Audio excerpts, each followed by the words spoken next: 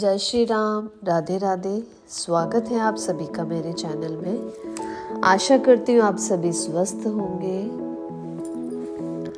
कल हमने किष्किंधा कांड का 16वां सर्ग पूरा कर लिया था। आज हम आगे का सर्ग प्रारंभ करने जा रहे हैं। अंत तक बने रहिएगा, श्रवण कीजिए आज का सर्ग। ततः सरेणाः भीतो रामेण रणकर्कशः पपात सहसा वाली निकृतः इव पादपः। अर्थात युद्ध में कठोरता दिखाने वाला बाली श्री राम के बाण से घायल हो कटे वृक्ष की भांति सहसा पृथ्वी पर गिर पड़ा। उसका सारा शरीर पृथ्वी पर घिरा हुआ था। वह तपाए हुए सुवर्ण के आभूषण अब भी उसकी शोभा बढ़ा रहे थे। वह देवराज इंद्र के बंधन रहित ध्वज की भांति पृथ्वी पर गिरा था। वानरों और भालुओं के युद्धपति बाली के धराशायी हो जाने पर यह पृथ्वी चंद्र रहित आकाश की भांति शोभाहीन हो गई। पृथ्वी पर पड़े होने पर भी महामन्ना बाली के शरीर को शोभा, प्राण, तेज और पराक्रम नहीं छोड़ सके थे। इंद्र की दी हुई रत्न जड़ित श्रेष्ठ सुवर्ण माला उस वानर राज के प्राण, तेज और शोभा को धारण किए हुए थी। उस सुवर्ण माला से विभूषित हुआ वानर युद्धपति वीर बाली संध्या की लाली से रंगे हुए प्रांत भाग वाले मेघ खंड के समान शोभा पा रहा था। पृथ्वी पर गिरे होने पर भी बाली की वह सुवर्ण माला, उसका शरीर तथा मर्म स्थल को विदीर्ण करने वाला वह बाण, यह तीनों पृथक पृथक 3 भागों में विभक्त की हुई अंग लक्ष्मी के समान शोभा पा रहे थे। वीरवर श्री राम के धनुष से चलाए गए उस अस्त्र ने बाली के लिए स्वर्ग का मार्ग प्रकाशित कर दिया और उसे परम पद को पहुंचा दिया। इस प्रकार युद्ध स्थल में घिरा हुआ इंद्रपुत्र बाली ज्वाला रहित अग्नि के समान पुण्यों का क्षय होने पर पुण्य लोक से इस पृथ्वी पर घिरे हुए राजा ययाति के समान तथा महाप्रलय के समय काल द्वारा पृथ्वी पर गिराए गए सूर्य के समान जान पड़ता था। उसके गले में सोने की माला शोभा दे रही थी। वह महेंद्र के समान दुर्जय और भगवान विष्णु के समान दुस्सह था। उसकी छाती चौड़ी, भुजाएं बड़ी बड़ी, मुख दीप्तमान और नेत्र कपिल वर्ण के थे। लक्ष्मण को साथ लिए श्री राम ने बाली को इस अवस्था में देखा और वे उसके समीप गए। इस प्रकार ज्वाला रहित अग्नि की भांति वहां घिरा हुआ वह वीर धीरे धीरे देख रहा था। महापराक्रमी दोनों भाई श्री राम और लक्ष्मण उस वीर का विशेष सम्मान करते हुए उसके पास गए। उन श्री राम तथा महाबली लक्ष्मण को देखकर बाली धर्म और विनय से युक्त कठोर वाणी में बोला। अब उसमें तेज और प्राण स्व अल्प मात्रा में ही रह गया था। वह बाण से घायल होकर पृथ्वी पर पड़ा था और उसकी चेष्टा धीरे धीरे लुप्त होती जा रही थी। उसने युद्ध में गर्व युक्त पराक्रम प्रकट करने वाले गर्वीले श्री राम से कठोर वाणी में इस प्रकार कहना आरंभ किया। रघुनंदन, आप राजा दशरथ के सुविख्यात पुत्र हैं। आपका दर्शन सबको प्रिय है। मैं आपसे युद्ध करना नहीं आया था। मैं तो दूसरे के साथ युद्ध में उलझा हुआ था। उस दशा में आपने मेरा वध करके यहाँ कौन सा गुण प्राप्त किया है, किस महान यश का उपार्जन किया है? क्योंकि मैं युद्ध के लिए दूसरों पर रोष प्रकट कर रहा था, किंतु आपके कारण बीच में ही मृत्यु को प्राप्त हुआ। इस भूतल पर सब प्राणी आपके यश का वर्णन करते हुए कहते हैं, श्री रामचंद्र जी कुलीन, सत्व गुण संपन्न, तेजस्वी, उत्तम व्रत का आचरण करने वाले, करुणा का अनुभव करने वाले, प्रजा के हितैषी, दयालु, महान उत्साही, समयोचित कार्य एवं सदाचार के ज्ञाता और दृढ़ प्रतिज्ञ है। राजा इंद्रिय निग्रह, मन का संयम, क्षमा, धर्म, धैर्य, सत्य, पराक्रम तथा अपराधियों को दंड देना ये राजा के गुण हैं। मैं आप में इन सभी सद्गुणों का विश्वास करके आपके उत्तम कुल को याद करके तारा के मना करने पर भी सुग्रीव के साथ लड़ने आ गया। जब तक मैंने आपको नहीं देखा था तब तक मेरे मन में यही विचार उठता था कि दूसरों के साथ रोषपूर्वक जूझते हुए मुझको आप असावधान अवस्था में अपने बाण से भेदना उचित नहीं समझेंगे, परंतु आज मुझे मालूम हुआ कि आपकी बुद्धि ने मुझे इस तरीके से बाण से छुपकर मार डाला। आपने साधु पुरुषों का वेश धारण करके रखा है, आप इस तरीके से मुझे बाण से भेद डालेंगे ये मैंने सोचा नहीं था। अब जब मैं आपके राज्य या नगर में कोई उपद्रव नहीं कर रहा था तथा आपका भी तिरस्कार नहीं कर रहा था, तब आपने मुझे निरपराध को क्यों मारा है? मैं सदा फल मूल का भोजन करने वाला और वन में ही विचरने वाला वानर हूँ। मैं यहाँ आपसे युद्ध नहीं करता था, दूसरे के साथ मेरी लड़ाई हो रही थी, फिर बिना अपराध के आपने मुझे क्यों मारा? राजन, आप एक सम्मान्य नरेश के पुत्र हैं, विश्वास के योग्य हैं और देखने में भी प्रिय हैं। आप में धर्म का साधन भूत वल्कल आदि धारण कर रखा है। क्षत्रिय कुल में उत्पन्न शास्त्र के ज्ञाता, संशय रहित तथा धार्मिक वेशभूषा से आच्छन्न होकर भी कौन मनुष्य ऐसा क्रूरतापूर्ण कर्म कर सकता है? महाराज, रघु के कुल में आपका प्रादुर्भाव हुआ है, आप धर्मात्मा के रूप में प्रसिद्ध हैं, तो भी इतने आप क्रूर कैसे हुए? यदि यही आपका असली रूप है तो फिर किस लिए आप विनीत एवं दयालु साधु पुरुष का सा रूप धारण करके चारों ओर दौड़ते फिरते हैं? राजन, साम दाम क्षमा धर्म सत्य धृति पराक्रम और अपराधियों को दंड देना ये भूपालों के गुण हैं। नरेश्वर राम, हम फल मूल खाने वाले वनचारी मृग हैं, यही हमारी प्रगति है, किंतु आप तो पुरुष मनुष्य है। पृथ्वी सोना चांदी इन्हीं वस्तुओं के लिए राजाओं में परस्पर युद्ध होते हैं, यही 3 कलह के मूल कारण हैं। परंतु यहाँ वे भी नहीं हैं। इस दिशा में, इस वन में या हमारे फलों में आपका क्या लोभ हो सकता है? नीति और विनय, दंड और अनुग्रह ये राजधर्म है, किंतु इनके उपयोग के भिन्न भिन्न अवसर हैं। परंतु आप तो काम के गुलाम, क्रोधी और मर्यादा में स्थित न रहने वाले चंचल हैं। नए विनय आदि जो राजाओं के धर्म है, उनके अवसर का विचार किए बिना ही किसी का कहीं भी प्रयोग कर देते हैं, जहाँ कहीं भी बाण चलाते फिरते हैं। आपका धर्म के विषय में आदर नहीं है और न अर्थ साधन में ही आपकी बुद्धि स्थिर है। नरेश्वर, आप स्वेच्छाचारी हैं, इसीलिए आपकी इंद्रियां आपको कहीं भी खींच ले जाती हैं। मैं सर्वथा निरपराध था, तो भी यहाँ मुझे बाण से मारने का आपने कर्म कैसे किया? राजा का वध करने वाले, ब्रह्म हत्यारा, गोघाती, चोर, प्राणियों की हिंसा में तत्पर रहने वाले नास्तिक, परिवेताह, ये सब के सब नरगामी होते हैं। चुगली खाने वाला, लोभी, मित्र हत्यारा तथा गुरु पत्नी गामी ये पाप आत्माओं के लोक में जाते हैं। हम वानरों का चमड़ा भी तो सत्पुरुषों के धारण करने के योग्य नहीं होता है, हमारे रोम और हड्डियां में वर्जित हैं।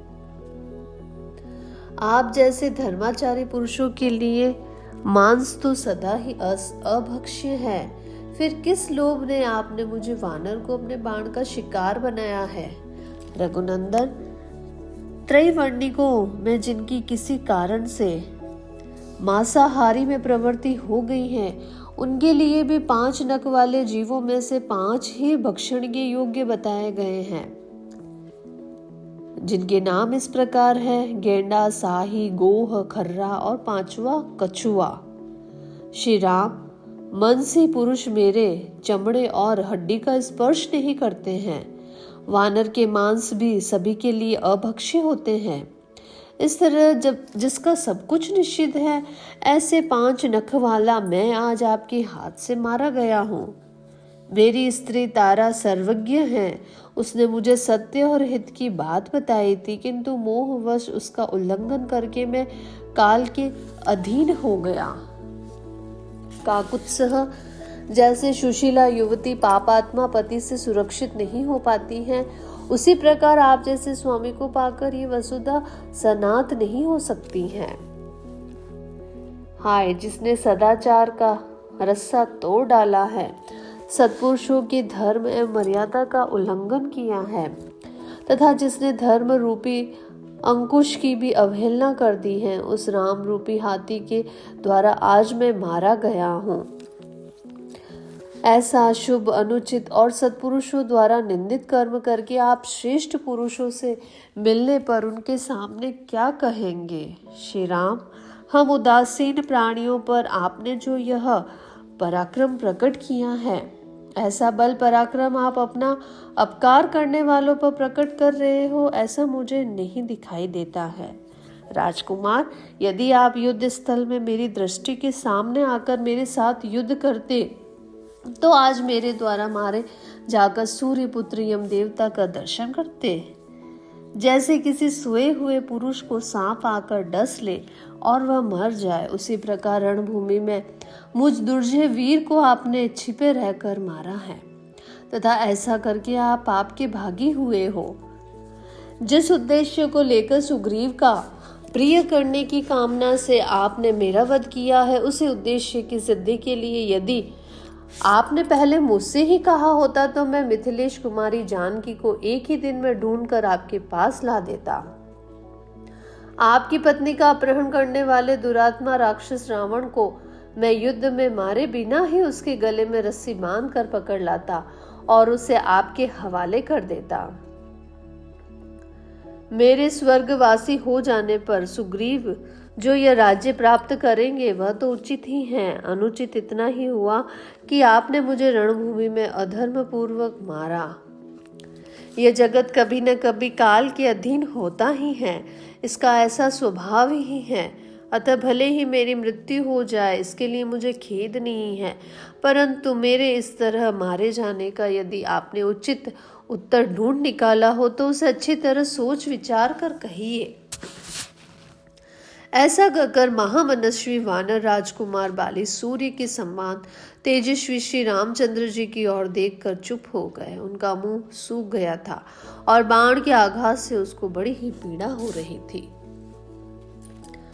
वहां मारे जाकर अचेत हुए बाली ने जब इस प्रकार से विनय आभास, धर्माभास, अर्थाभास और हित के आभास से युक्त कठोर बातें कही, आपेक्ष किया, तब उन बातों को कहकर मौन हुए वानर श्रेष्ठ बाली से श्री रामचंद्र जी ने धर्म, अर्थ और श्रेष्ठ गुणों से युक्त परम उत्तम बात कही। उस समय बाली प्रभाहीन सूर्य, जलहीन बादल और बुझी हुई आग के समान श्रीहीन प्रतीत होता था। तब श्री राम बोले, वानर, धर्म, अर्थ, काम और लौकिक सदाचार को तो तुम स्वयं ही नहीं जानते हो, फिर बालोचित अविवेक के कारण आज यहाँ मेरी निंदा क्यों करते हो? सौम्य, तुम आचार्यों द्वारा सम्मानित बुद्धिमान वृद्ध पुरुषों से पूछे बिना ही, उनके धर्म के स्वरूप को ठीक ठीक समझे बिना ही वानरोचित चपलतावश मुझे यहाँ उपदेश देना चाहते हो अथवा मुझ पर आपेक्ष करने की इच्छा रखते हो।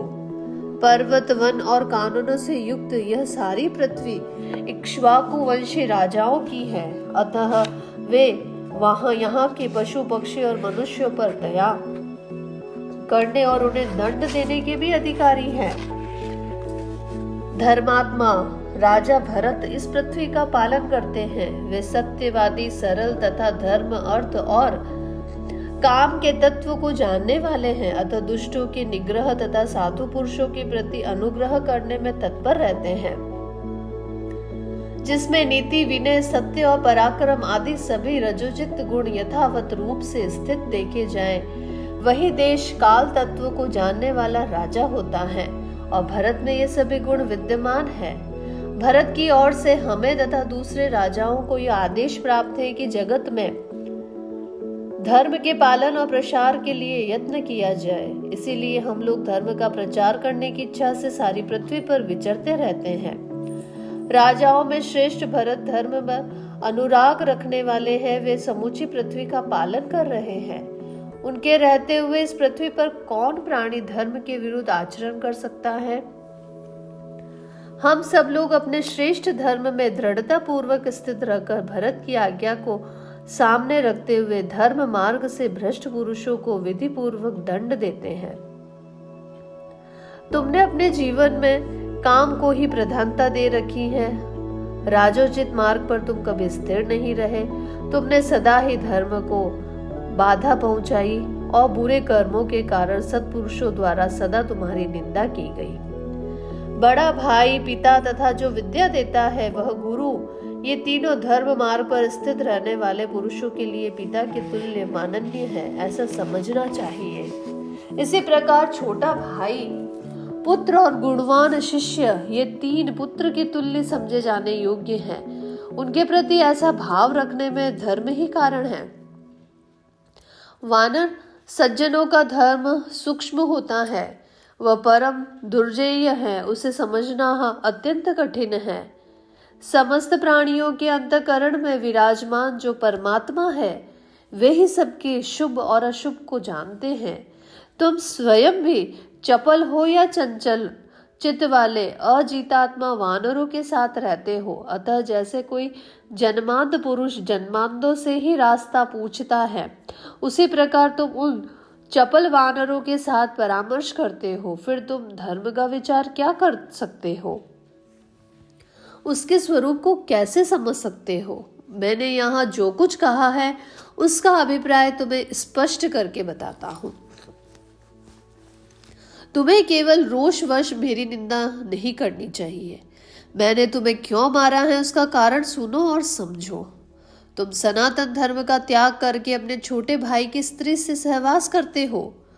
इस महामन्ना सुग्रीव के जीते जी इसकी पत्नी रूमा का, जो तुम्हारी पुत्र वधु के सम्मान है, कामवश उपभोग करते हो, अतः पापाचारी हो।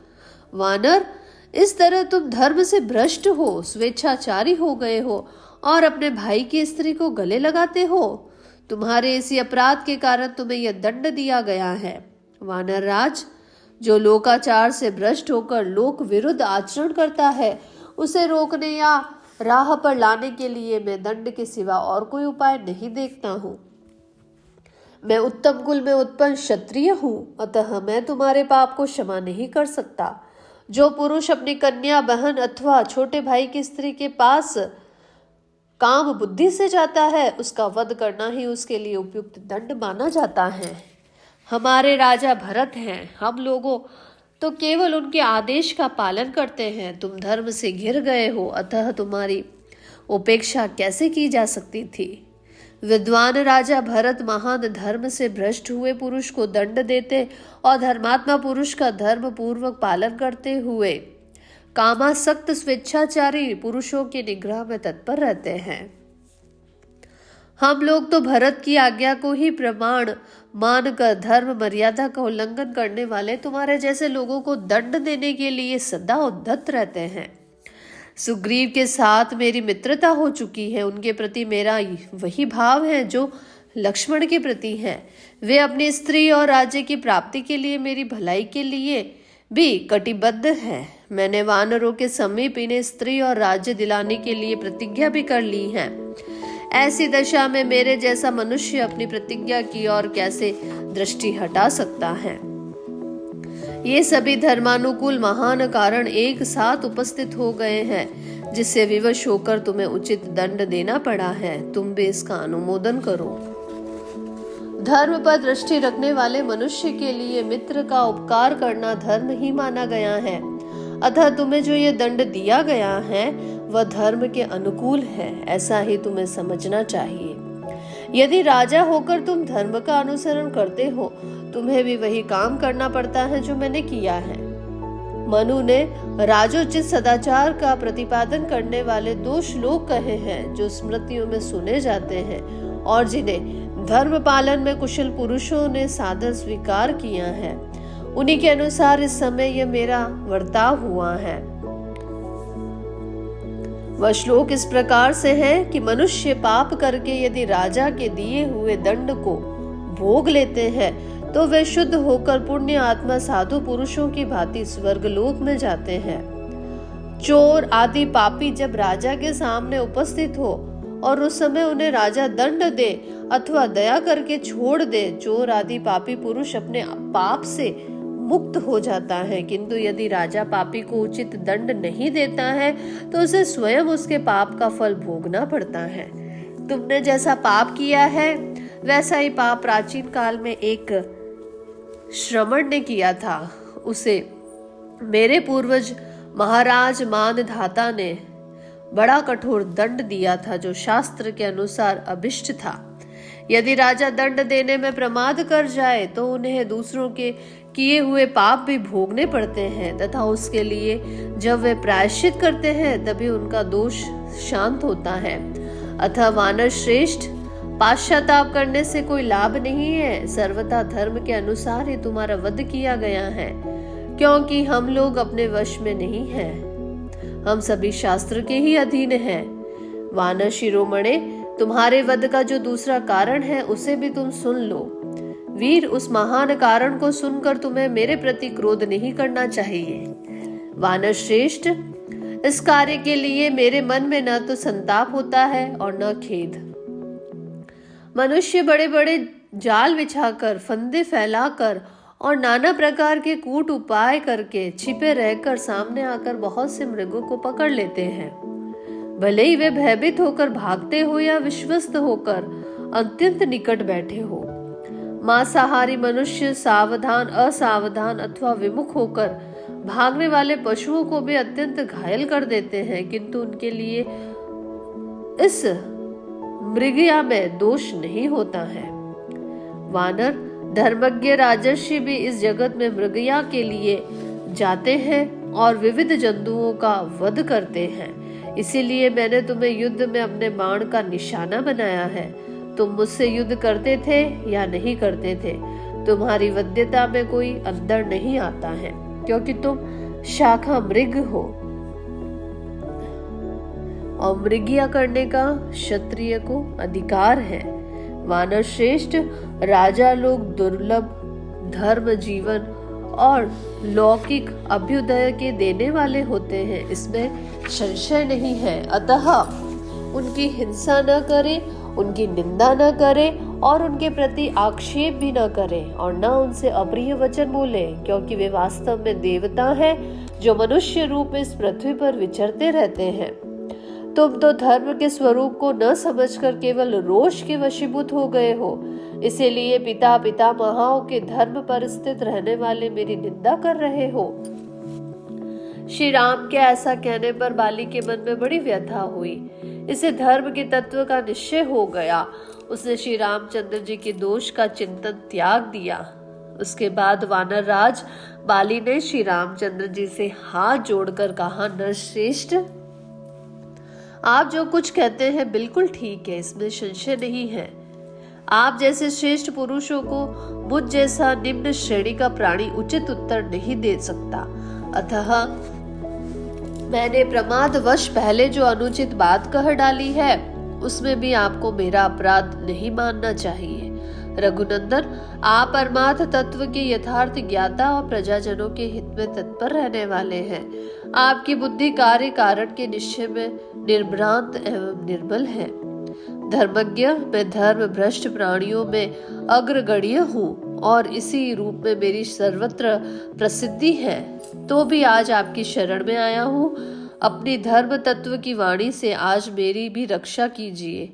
इतना कहते कहते आंसुओं से बाली का गला भर आया और वह कीचड़ में फंसे हुए हाथी की तरह आर्तनाद करके श्री राम की ओर देखता हुआ धीरे से बोला, भगवान, मुझे अपने लिए, तारा के लिए तथा बंधु बांधवों के लिए भी उतना शोक नहीं होता है जितना सुवर्ण का अंगद धारण करने वाले श्रेष्ठ गुण संपन्न पुत्र अंगद के लिए हो रहा है। मैंने बचपन से उसका बड़ा दुलार किया है। अब मुझे न देखकर वो बहुत दुखी होगा और जिसका जल पी लिया गया हो उस तालाब की तरह सूख जाएगा। श्री राम, वह भी बालक है, उसकी बुद्धि परिपक्व नहीं हुई है। मेरा इकलौता बेटा होने के कारण तारा कुमार अंगद मुझे बड़ा प्रिय है। आप मेरे उस महाबली पुत्र की रक्षा कीजिएगा। सुग्रीव और अंगद दोनों के प्रति आप सद्भाव रखें। अब आप ही इन लोगों के रक्षक तथा इन्हें कर्तव्य अकर्तव्य की शिक्षा देने वाले हैं। राजन, नरश्रेष्ठ भरत और लक्ष्मण के प्रति आपका जैसा बर्ताव है वही सुग्रीव तथा अंगद के प्रति भी होना चाहिए। आप उसी भाव से इन दोनों का स्मरण करें। बेचारी तारा की बड़ी सोचनीय अवस्था हो गई है। मेरे ही अपराध से उसे भी आज अपराधिनी समझकर सुग्रीव उसका तिरस्कार न करे, इस बात की भी व्यवस्था कीजिए। सुग्रीव आपका कृपा पात्र होकर ही इस राज्य का यथार्थ रूप से पालन कर सकता है।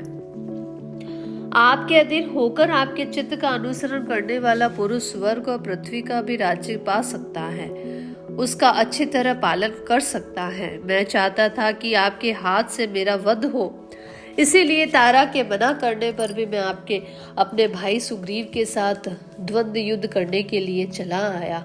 श्री रामचंद्र जी से ऐसा कहकर वानर राज बाली चुप हो गया। उस समय उसकी ज्ञान शक्ति का विकास हो गया था। श्री रामचंद्र जी ने धर्म के यथार्थ स्वरूप को प्रकट करने वाली साधु पुरुषों द्वारा प्रशंसित वाणी में उससे कहा, वानर श्रेष्ठ, तुम्हें इसके लिए संताप नहीं करना चाहिए। कपि प्रवर, तुम्हें हमारे और अपने लिए भी चिंता करने की आवश्यकता नहीं है, क्योंकि हम लोग तुम्हारी अपेक्षा विशेषज्ञ हैं। इसीलिए हमने धर्मानुकूल कार्य करने का ही निश्चय कर रखा है। जो दंडनीय पुरुषों को दंड देता है तथा जो दंड का अधिकारी होकर दंड भोगता है, उसमें दंडनीय व्यक्ति अपने अपराध के फल रूप में शासक का दिया हुआ दंड भोग कर तथा दंड देने वाला शासक उसके उस फल भोग में कारण निमित्त बनकर कृतार्थ हो जाते हैं। अपना अपना कर्तव्य पूरा कर लेने के कारण कर्म रूप ऋण से मुक्त हो जाते हैं, अतः वे दुखी नहीं होते हैं। तुम इस दंड को पाकर पाप रहित हुए और इस दंड का विधान करने वाले शास्त्र द्वारा कथित दंड ग्रहण रूप मार्ग से ही चलकर तुम्हें धर्मानुकूल युद्ध स्वरूप की प्राप्ति हो गई है। अब तुम अपने हृदय में स्थित शोक, मोह और भय का त्याग कर दो। वानर श्रेष्ठ, तुम देव के विधान को नहीं लांघ सकते। वानर श्रेष्ठ, कुमार अंगद तुम्हारे जीवित रहने पर जैसा था उसी प्रकार सुग्रीव के और मेरे पास भी सुख से रहेगा, इसमें संशय नहीं है। युद्ध में शत्रु का मर्दन करने वाले महात्मा श्री रामचंद्र जी का धर्म मार्ग के अनुकूल और मानसिक शंकाओं का समाधान करने वाला मधुर वचन सुनकर वानर बाली ने यह सुंदर युक्ति युक्त वचन कहा, प्रभु, देवराज इंद्र के समान भयंकर पराक्रम प्रकट करने वाले नरेश्वर, मैं आपके बाण से पीड़ित होने के कारण अचेत हो गया था। इसीलिए अनजान में मैंने जो आपके प्रति कठोर बात कह डाली है उसे आप मुझे क्षमा कीजिएगा। इसके लिए मैं प्रार्थना पूर्वक आपको प्रसन्न करना चाहता हूँ। इस प्रकार से श्री वाल्मीकि निर्मित आश्रामण आदि काव्य के किष्किंधा कांड में हमारा 18वां सर्ग जो है पूरा होता है। कल हम इसके आगे का सर्ग प्रारंभ करेंगे। कल के सर्ग में हम अंगद सहित तारा का भागे हुए वानरों से बात करके बाली के समीप आना और उसकी दुर्दशा देखकर रोने का वर्णन किया गया है। तो आप मेरे चैनल पर बने रहिएगा। चैनल को ज़्यादा से ज़्यादा लाइक, शेयर और कमेंट करिए। धन्यवाद। आप सभी का दिन मंगलमय हो। आप सभी स्वस्थ रहें, ख्याल रखें अपना और अपनों का।